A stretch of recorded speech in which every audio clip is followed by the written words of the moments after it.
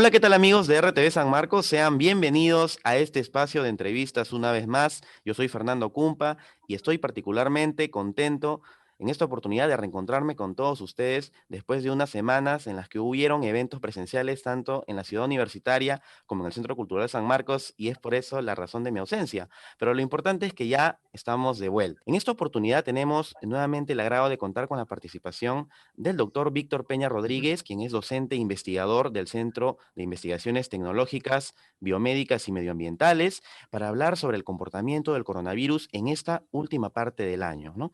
Él tiene un estudio llamado, como ya conocemos, Interpolaciones y Extrapolaciones en la pandemia del coronavirus. Y en esta ocasión nos vamos a enfocar en el tema de la importancia de una data prolija. Bienvenido a RTV San Marcos, como siempre, doctor Peña, y gracias por estar con nosotros. Buenos días, encantado de estar aquí para conversar un poquito más. Así es, doctor Peña. Bien, entonces, han sido pues unas semanas en las que por problemas políticos, sociales y demás nos hemos ido despegando un poco del tema de la pandemia, pero queremos justamente con usted hablar al respecto. Entonces, la pregunta sería, ¿cómo estamos llegando, doctor, a esta última parte del año en materia de su investigación? Bueno, ciertamente estamos llegando con optimismo, pero optimismo con diferentes fundamentos o bases, ¿no? Optimismo yo diría porque la vacuna está cerca, ¿no? Y entonces este drama terminará, ¿no? Con todos sus defectos, la vacuna va a ser la solución al problema. Sin embargo, esto puede tardar, ¿no? Puede tardar tal vez medio año, digamos, en que la misma vacuna también haga sus efectos, porque es una vacuna que, como han dicho los especialistas, está a prueba, pero ese es el camino. Pero también hay un optimismo derivado de una equivocada interpretación de las cifras. Nos estamos confiando en las cifras, ¿no? Lamentablemente, las cifras o los cálculos que se puedan hacer en función de la data del MINSA es bastante limitada. Solamente nos permite, digamos, recrear el pasado, que es bastante triste y lamentable, ¿no? Y podemos de repente predecir algunos días más, tal vez una semana, tal vez 2 semanas, más de eso no podemos predecir. El hecho que la data esté bajando o se haya estabilizado, como es en las últimas semanas, no significa que no vaya a subir, eso no lo sabemos, o que vaya a bajar. Nadie lo puede decir. Entonces, preocupa, sí, por las medidas económicas correspondientes a la fase 4, ¿no? Que no están contemplando este aspecto, ¿no? Y también porque la población está un tanto, digamos, sin conocimiento sobre el estado del virus. Entonces, eso sí preocupa, porque faltándonos tan poco para llegar a la solución del problema, podemos entrar pues en lo que se conoce como una segunda ola de contagio que va a tener otras características, ya no va a ser las mismas que las primeras, va a ser de otras características, y ese es otro aspecto que podríamos conversar también ahora, ¿no? Claro, doctor Peña. Bueno, como usted menciona, hay un optimismo y una esperanza, sobre todo por el tema de la ya pronta llegada de las vacunas. Inclusive nuestra universidad viene haciendo los estudios de los ensayos clínicos de la fase 3, así que eso no hay que dejarlo nunca de lado, hay que tenerlo en cuenta. Sin embargo, doctor, le vamos a pedir, como es de costumbre, que pase a explicarnos, ¿no?, las gráficas que usted ha traído el día de hoy. Así que aquí, amigos, van a ir apareciendo en pantalla una por una para poder saber en qué situación nos encontramos en nuestro país con respecto al COVID-19. Bueno, esta es una secuencia de gráficos que he preestablecido ya, ¿no? Para el seguimiento que se conoce como un análisis en tiempo real, ¿no? Entonces, la primera gráfica corresponde al número de casos positivos registrados por semana epidemiológica. Ese es el mejor registro que se puede hacer, ¿no? Porque está hecho en función de la fecha del inicio de síntomas y además corrige un error, porque los registros del MINSA no son registros diarios, sino son registros que pueden incluir varios días. Entonces, un registro por semana epidemiológica, digamos, subsana ese error. Bien, se observa pues las dos curvas, la primera que hemos tenido, la ola inicial, y la segunda, ¿no? Y en las últimas 3 semanas, que son las últimas 3 barritas de la derecha, son semanas que van a ir creciendo en las próximas 2 semanas también. Y ya podemos ver de que a pesar de que estos nuevos casos están en crecimiento, ya superan la proyección de las semanas anteriores. Entonces, ahí hay un pequeño aumento que preocupa, ¿no? Después tenemos la siguiente gráfica, que es también el registro de casos positivos, pero por mes. Entonces, aquí vemos que la tendencia, naturalmente, desde el mes de agosto se ha ido reduciendo, ¿no? Un porcentaje del 40 al 50% más o menos, ¿no? Eh, Sin embargo, digamos, en este mes de noviembre, para diciembre, eso se viene reduciendo, ¿no? Entonces, ese es otro dato que también preocupan de estas curvas. Después tenemos la curva que compara los casos infectados acumulados por algunos departamentos, ¿no? En el cuadro de las regiones, algunas regiones estarían llegando a la zona de estabilidad, ¿no? La zona de Oriente, a pesar de que las últimas semanas ha habido un pequeño aumento de casos, la zona sur y la zona de Lima. Sin embargo, las zonas nortes, ahí tenemos el departamento de Ancash y de Piura, y la zona centro, no llegan a esa zona de estabilidad, están en crecimiento, ¿no? Entonces, esto, digamos, muestra lo irregular que ha sido la expansión del virus en sus 2 olas. Este gráfico corresponde a partir de la semana 26. No hay los registros de la semana anterior, pero al ver los registros completos, ¿no? Se observa la primera ola, ¿no? Y que en la región de Loreto, ¿no? Solamente alcanzó la primera ola y no le llegó la segunda. En todas las demás sí sintieron la segunda ola. Y bueno, finalmente, bueno, acá tenemos otro gráfico que es el gráfico de las defunciones. Este gráfico también es visible para todos. Este gráfico lo tienen todos, pero la interpretación no es la correcta, ¿no? La curva de color rojo corresponde a las defunciones registradas por el Ministerio de Salud con casos COVID confirmados, y la curva de color negro corresponde a los muertos por exceso encima de la normal registrados por el SINADEF. ¿Por qué se separan, ¿no? En ese periodo de mayo, junio, julio? Se separan porque entramos de la pandemia, pasamos a una sindemia, donde concurrieron muchas otras enfermedades.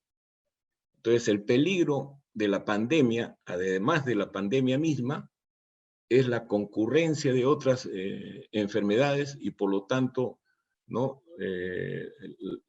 Digamos, la presencia de estos procesos sindémicos, ¿no? de sindemia. Eso, digamos, se ha ido reduciendo, pero en una segunda ola de contagio, eso podría crecer, porque ahí viene otro tema, ¿no? El virus ha cambiado, ¿no? Ha cambiado en su comportamiento. Lo que comenzó como una fuerte infección, digamos, pulmonar, ahora pareciera ser, por recientes estudios que han habido en Inglaterra y Alemania, de que se está haciendo multisistémico, afectando, digamos, otros organismos. En el caso de la sindemia, la primera sindemia que tuvimos, el daño se sintió a los 21 días más o menos. Este otro daño que se podría sentir con una nueva ola, no se sabe porque no hay estudios. Puede ser en 20 días, en un mes, en medio año, ¿no? Los efectos que se sientan pues sobre estos otros organismos, ¿no? Como son, creo, el hígado, los riñones e inclusive hasta el cerebro, ¿no? Ese es digamos, un detalle muy importante a considerar en las medidas. Y el último gráfico muestra, pues, el índice reproductivo efectivo, que nos da, digamos, el estado del virus, cómo es que se va propagando, ¿no? hay dos tipos de análisis ahí, uno por registro por fecha de resultados y el otro es un registro por fecha de inicio de síntomas, ¿no? Ambos están más o menos cercanos y podemos decir de que el índice reproductivo está por debajo o alrededor de 0.8, por debajo de 1 y alrededor de 0.8. ¿Eso qué significa? Que de 10 personas contagiadas, 8 van a contagiar 1 a 1 y 2 ya no van a dejar de, ya no van a contagiar. ¿Correcto? Eso en términos medios, ¿no? Entonces, el contagio directo está disminuyendo. ¿Qué cosa es lo que puede mantener la pandemia? Es el contacto indirecto, ¿no? Entonces, esa es la advertencia de estos números, ¿no? Sí. Bien, doctor Peña, bien. Entonces, ahora, en la última actualización de su trabajo, usted ha identificado tres problemas concretos. La data incompleta, de la que ya venimos hablando en las anteriores entrevistas también, el desmejoramiento del comportamiento de la población, que ya vamos a ampliarlo, y, por supuesto, las nuevas políticas dispuestas por el gobierno, ¿no? Que calzan con la fase 4 de la reactivación económica, ¿no? Entonces, ¿qué nos puede comentar usted de cada uno de estos puntos? Bueno, a mí me preocupa que las interpretaciones ligeras, ¿no?, de estos números, ¿ya? Que siempre estamos sujetos digamos, a los datos que nos proporciona el MINSA, que podrían ser mejores, ¿ya? Si se incluyera en la base de datos los registros por fecha de inicio de síntomas y alguna otra información, podrían ser mejores. Pero sobre esos datos se hacen equivocadas interpretaciones, ¿no? Entonces se lanzan números, por ejemplo, aforo mínimo de 40%. No sé si se han puesto a calcular qué cosa significa aforo mínimo de 40%, si eso está en contradicción con la medida de distanciamiento mínimo de unos 62 metros. Yo los invito a que ustedes hagan un cálculo en una hoja, un papel cuadriculado, y coloquen un punto y distáncienlo a su vecino tres puntos, que es la distancia que correspondería a 3 asientos de 60 centímetros y que eso más o menos le daría un distanciamiento de 2 metros. Si ustedes colocan un punto y cada 3 puntos otro punto y así alrededor vayan dando todo 100 puntos, van a encontrar que la relación es del 6 al 7%. Por lo tanto, el 40% no sé de dónde lo sacaron y ahora lo han aumentado al 60%. Claro que hay muchos otros elementos, ¿no? De repente el aforo podría ser 100%, ¿no? Si el medio ambiente, digamos, tuviera pues sistemas de aire ventilado, pues de excelencia, ¿no es cierto? Con aire totalmente purificado, ¿no? Claro, hay otros factores, indudablemente, ¿no? Pero desde el punto de vista físico, el 40% ya era un error. Comentamos la vez pasada, digamos, con preocupación el pedido de la Federación de Fútbol para que ingresen al estadio 5.000 personas, ¿no? Ahora la Federación de Fútbol insiste en pedir 30%. Es decir, se manejan los números con una simpleza. Dicen 40%, ¿por qué no 39%? ¿Por qué no 41%? Es decir, no hay ningún, se nota que no hay pues ningún sustento, análisis previo, y todo esto es una concatenación de hechos, es toda una historia, ¿no?, del país. Lo hemos conversado con varios colegas, es también producto pues de que de muchas carreras se han retirado los cursos de matemáticas, de muchas carreras se han retirado, principalmente de las áreas de ciencia de la salud. Y eso tiene que corregirse. Es matemática elemental, acá no necesitamos matemática profunda. Entonces, eso realmente preocupa. Estos estudios que le estoy comentando, que vamos a sacar una próxima publicación de Inglaterra y Alemania, está manifestando esto, pues, ¿no?, de que la pandemia o esta enfermedad, digamos, que apareció como una infección respiratoria, pulmonar, aguda, severa, ahora, bueno, pues se ha convertido en multisistémica, ¿no?, afectando otros órganos. Ya aparecen receptores del virus en otros órganos, riñones, hígado, cerebro. Se han hecho estudios y han encontrado de que la mayor incidencia son en los niños, en Europa. Yo he revisado la curva de niños, ¿no? de infectados, y menos mal que en el Perú todavía no se observa eso. Y creo que la explicación o la respuesta la tenemos, ¿no es cierto? En Europa, pues bueno, ya se ha abierto, digamos, muchas actividades, entre ellas el retorno de los niños a los colegios, ¿no? Y con estos criterios de aforo que tenemos, puede ser fatal, Claro. puede ser fatal, Ujú. ¿no? Entonces, sería bueno hacer esfuerzos para que la gente y los políticos, que son los que toman las decisiones, piensen bien las cosas, ¿no? Y que no vean con ligereza los números, que no se entusiasmen por los números, ¿no? Que hay que saber interpretar las tendencias y los análisis en tiempo real, ¿no? Y que hay que mejorar los registros. Claro, doctor. ¿Cuánto tiempo venimos diciendo acerca de este problema? Mejorar los registros,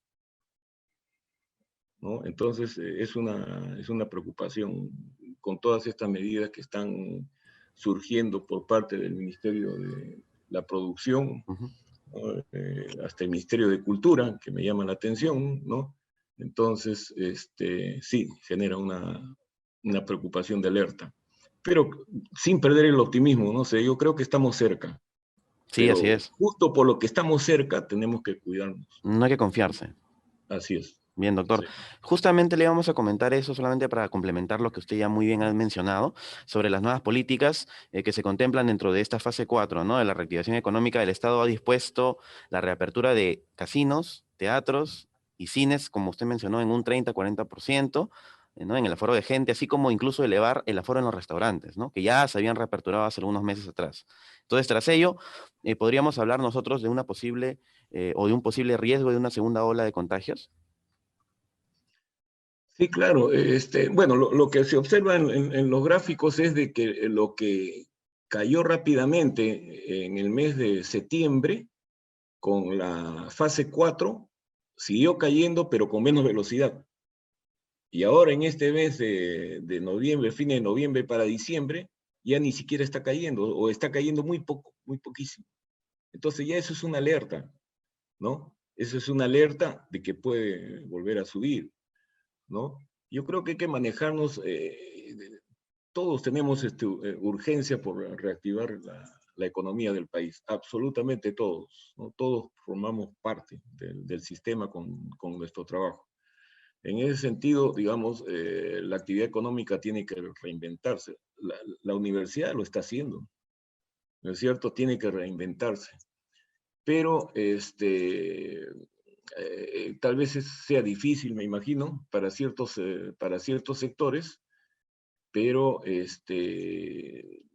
no puede ser pues a costa de la salud y de la vida humana, ¿no? ¿No? Los Así es, casinos, doctor. por ejemplo, Claro. es un problema educativo, ¿no es Ujú. cierto? O sea, ¿por qué tenemos que poner en riesgo, ¿no? Un juego del azar, en fin.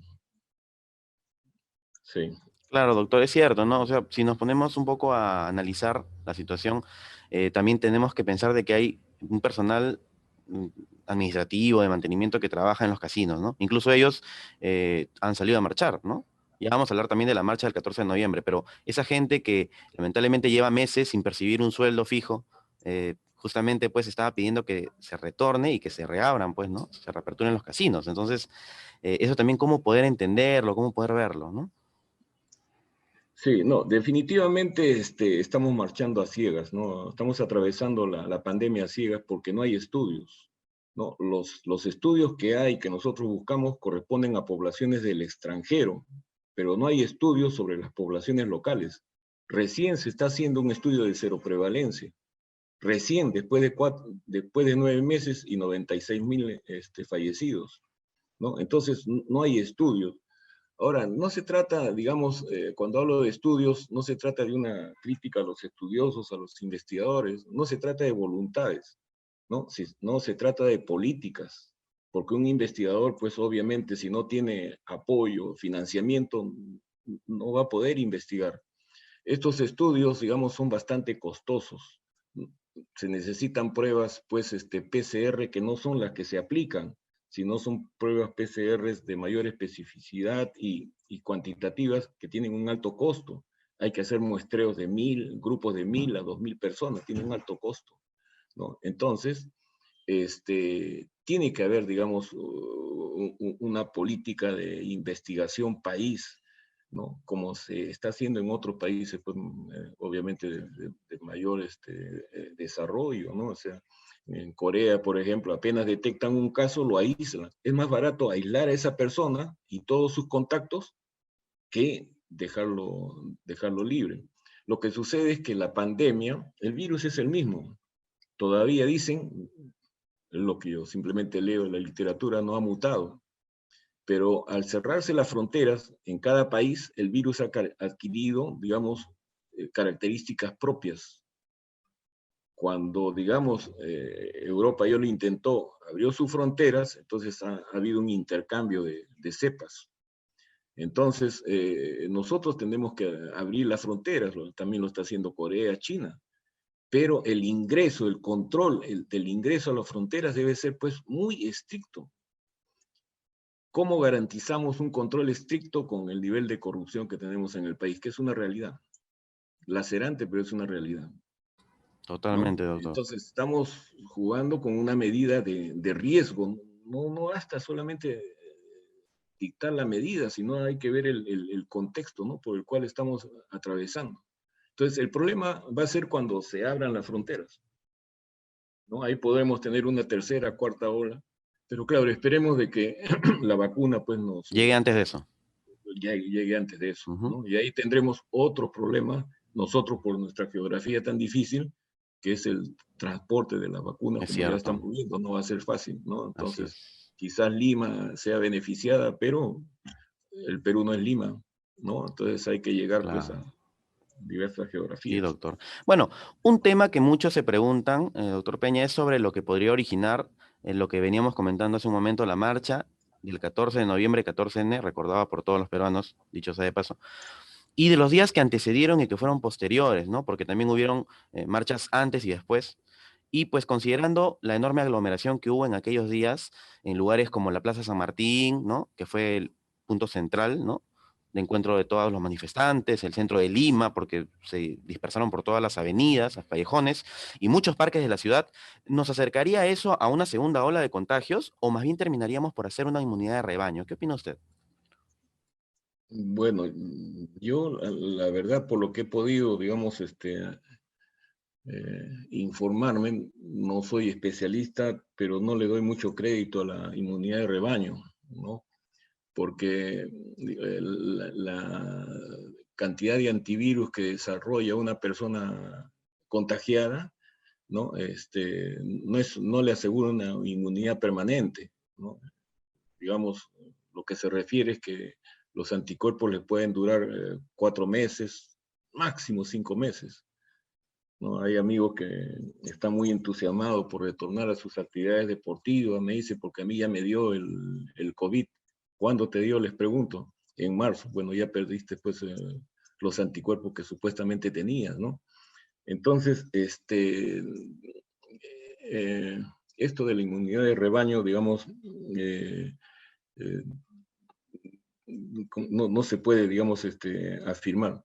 Ahora, con respecto al tema de las concentraciones, por eso digo, todo nos queda simplemente especular nada más porque no hay estudios, ¿no? Estudios sobre la dosis de contagio, que lo expliqué en algún documento anterior. La dosis de contagio es de 100 a 1000 partículas. Cuando esas 100 o 1000 partículas ingresan en el organismo, se pueden convertir de 100.000 a 10.000 millones, ¿no? De copias de ARN por mililitro en los torrentes sanguíneos, ¿no? En los líquidos, perdón, en los líquidos del organismo, ¿no? Que puede ser sangre, orina, en fin. ¿Entiende? Entonces, esos estudios se necesitan saber para ver en qué nivel está, digamos, el contagio, el daño. Ahora, hay cosas que pueden ayudar. Definitivamente los espacios abiertos son mejores que los espacios cerrados. definitivamente, porque hay ventilación. Pero yo me imagino, pues ya esto es especular, nada más es imaginación, ¿no? Que en una manifestación de esa naturaleza, con una represión, con una violencia como la que se vio, los mismos gases también pueden estar transportando, haber transportado, en fin, se puede especular muchas cosas, ¿no? Entonces, en todo caso, el daño, como digo, del virus ya no es en la forma de una infección respiratoria, digamos, ¿no? Aguda, sino tiene otras formas y el daño puede tardar más, ¿no? Entonces, pero es urgente hacer estos estudios, ¿no? Yo creo que vamos a seguir reclamando esto un mes más, otro mes más, y dudo mucho que cuando llegue la vacuna no habremos terminado de hacer estos estudios, que deberíamos continuar haciéndolos porque no estamos libres de cualquier otra pandemia. Y ahí nos lleva a otro tema que después lo podríamos conversar, que es el origen de estos virus y nuestra responsabilidad con el medio ambiente, ¿no? Todo esto es producto por la irresponsabilidad de la sociedad, en fin, en su conjunto con el tema del medio ambiente, Así ¿no? es. Entonces, estos estudios son absolutamente Ujú. necesarios y tienen que haber políticas, ¿no? O sea, no se trata acá de voluntades, de que una universidad quiera o no quiera, sino tienen que haber políticas, ¿no? Bien, doctor. Así es. Entonces, Ujú. bien, ya para ir cerrando la idea, ¿cuáles serían entonces las consideraciones finales, ¿no?, que debemos tener en cuenta de acuerdo a la investigación que usted ha realizado, ¿no? Me refiero a esta nueva etapa de su investigación, porque usted tiene un seguimiento con su trabajo desde marzo, pero en esta última parte, ¿qué cosa el ciudadano debería tomar en cuenta sabiendo que ya la pelota está en la cancha, ¿no? Como se dice, ¿no? Ya se ha dado la fase 4 de la reactivación económica, quizás no fue la forma más adecuada, ¿no? Este 30 y 40% en estos lugares, en estos centros, pero ya existiendo esta situación, ¿qué cosa podríamos hacer los ciudadanos para protegernos, cuidarnos y no contagiarnos? Claro, yo creo que lo primero, lo esencial, es no perder el estado de conciencia, que estamos todavía con una pandemia, ¿no? Porque lo que se observa es que hay no pocas personas, sino está creciendo el número de personas que piensa equivocadamente de que esto ya culminó, ¿no? Y entonces ellos no solamente son responsables por sus vidas, ¿no? Sino por la de los demás. Entonces yo creo que lo primero es eso, ¿no? No perder ese estado de confianza, ¿no? Y lo segundo es si hay urgencias por salir, bueno, tomar nota de los cuidados básicos, ¿no? Alejarse de los conglomerados de personas, ¿no es cierto? Salir protegido, ¿no? Buscar los espacios de ventilación, exigir en los centros de trabajo ventilación, ¿no Mm. es cierto? Y sobre todo al retorno, una limpieza pues extrema, ¿no? Porque el cargo de conciencia que le debe quedar si contagia a un familiar debe ser pues grande, ¿no? Entonces, Ujú. menos egoísmo, ¿no? Y sí, a pesar de todo, hemos vivido, creo, bastante, ¿no? La pérdida de amigos, de familiares, ¿no? Estamos a puerta ya de terminar con este tema, entonces falta poco, pero me preocupan sí estas últimas medidas de la fase 4, ¿no? Ojalá que, digamos, se tome nota y se actúe pues con prudencia. Claro, quizás, doctor, también una de las últimas etapas, ¿no? Antes de que llegue la vacuna y que nos pueda salvar, por así decirlo, es también que nos preocupa el hecho de las fiestas navideñas, ¿no? Las fiestas ya de fin de año hacen que la gente vaya a los centros comerciales, gaste la plata, la poca plata que le queda, porque ha sido un año que en realidad nos ha tumbado económicamente, pero aún así, por lo que conocemos a nuestros compatriotas, se van a emocionar y van a ir a comprar. Entonces, eso quizás también pueda agravar la situación de alguna forma, ¿no? En lo que se refiere a los contagios, ¿no? Entonces también tener esa conciencia que usted menciona, ¿no? Para esos días, ¿no? Sobre todo los días previos al 25. Claro, salir absolutamente lo necesario todavía, ¿no? Yo creo que la mayor felicidad es poder llegar al próximo año, el mejor regalo, ¿no? Con salud, todos Totalmente de pues sin acuerdo. problemas, sí. Ese es el mayor regalo, ¿no? el mayor regalo, ¿no? Y yo creo que de hecho, ¿no? Lo que nos está dando la vida es eso, ¿no? Es un regalo, una opción, es una experiencia que nadie se la imaginó, ¿no? Entonces la estamos viviendo y hay que aprender de eso, siempre se aprende. Siempre hay cosas nuevas que aprender, doctor Peña. Así es. Bueno, muchísimas gracias. Entonces le vamos a agradecer su participación al doctor Víctor Peña, docente e investigador del CITBM, esas son sus siglas, Centro de Investigaciones Tecnológicas, Biomédicas y Medioambientales. También es docente e investigador del RENACIT, por supuesto. Y bien, amigos, ya hemos llegado al final de la entrevista, no me queda más que despedirme, siempre recordándoles a todos ustedes que se conecten a nuestras redes sociales y que nos sigan y también que compartan nuestra información. La educación no debe parar, no nos confiemos, sigámonos protegiendo. Al COVID lo vencemos todos juntos. Mi nombre es Fernando Cumpa y como siempre ha sido un placer. Dios mediante, nos reencontraremos en alguna otra entrevista.